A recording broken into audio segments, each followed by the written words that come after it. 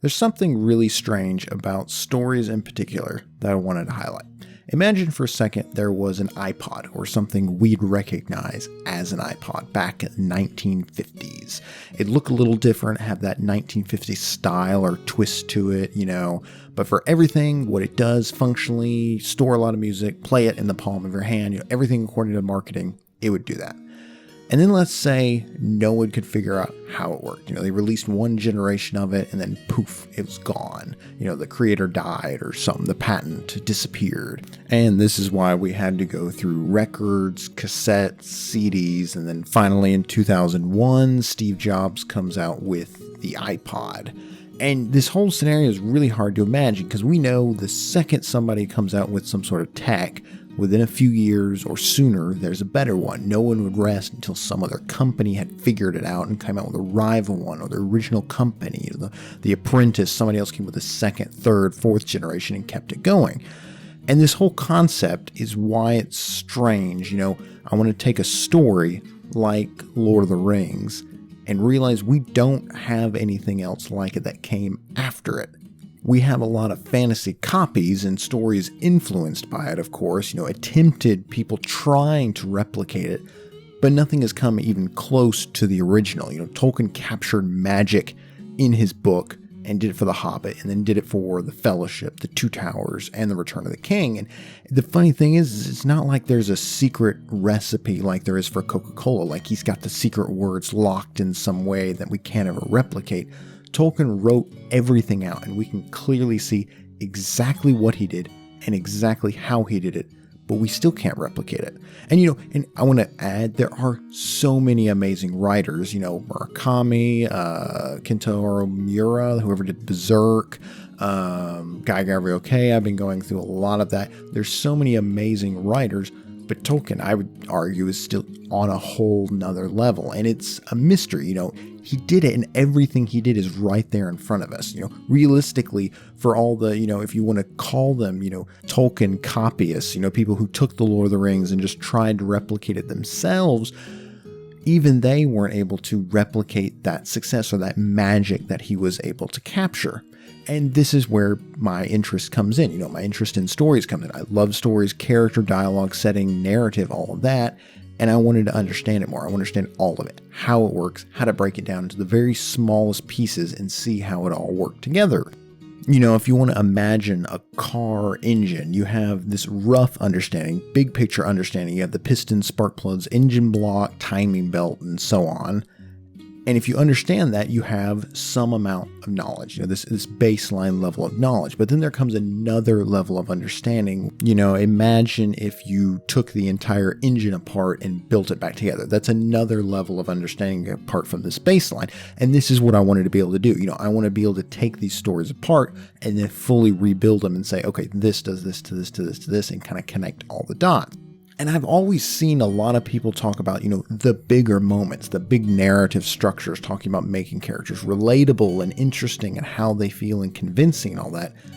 But I wanted more specifics. I wanted to know how George R.R. Martin knew we'd like Tyrion. How did he make it happen? Specifically, what was it that made the audience like one character and not another? It's not an accident that we love Tyrion and hate Joffrey.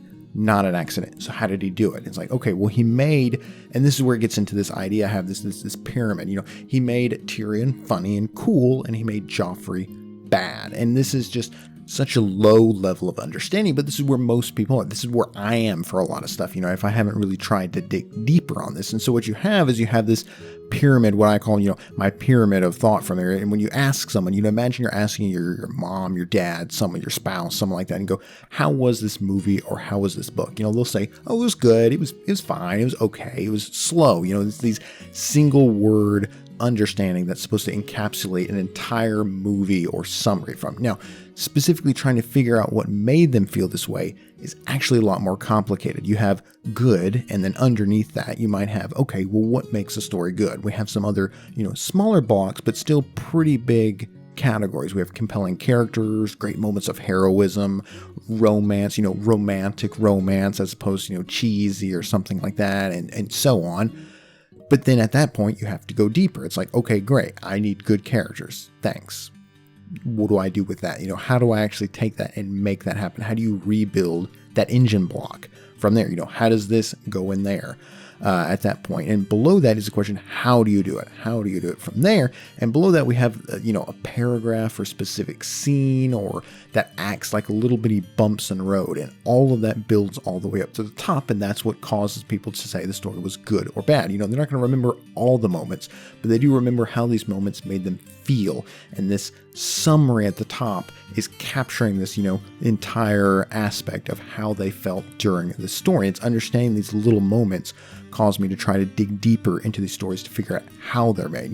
Again, despite the fact that Lord of the Rings has been written, some 70 odd years ago, no one's really come close to writing another story like it. And again, don't get me wrong, there's other people writing their own amazing stories. Berserk is probably one of the greatest works of literature in the past 100 years. I would argue that, and I would fight people on that. I still think it has its flaws and everything like that, but again, I'd fight on that. But at the same point, you would think that there should be a lot of mediocre fantasy writers out there cranking out, Tolkien clones. If somebody can make the iPod, if somebody can make this, if somebody can write this song, somebody else can come out and sing it. Somebody else can come out and write it, and make this iPod, make this machine. They can make it better.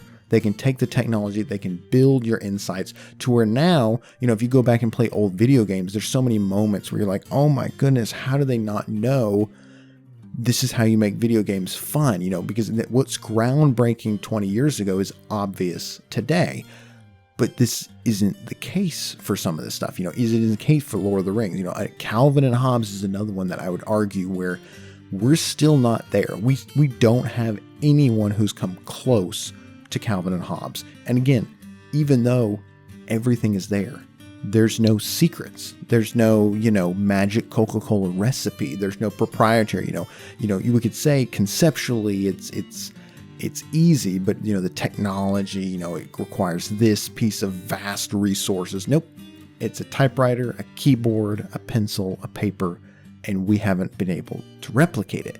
And this is what makes stories so interesting for me. This is what I love to figure out and kind of understand more about what's going on. And this is, again, there's no easy answer. I don't think there's necessarily an easy answer other than it's a interpretation of reality. And once you go down that road, everybody's got their own. But yeah, let me know what you guys think down below. Am I wrong? Do you have an understanding of why we can't replicate that? Why don't we have a dozen Tolkiens now, with a million more on the way, as the prequels would say? So let me know what you think down in the comments below, and please do like and subscribe. It really does help out the video and the channel and the algorithm. It basically makes or breaks everything from there. And again, thanks for watching. I'm Jeff Cassidy, and this is Fiction Applied. I'll see you in the next.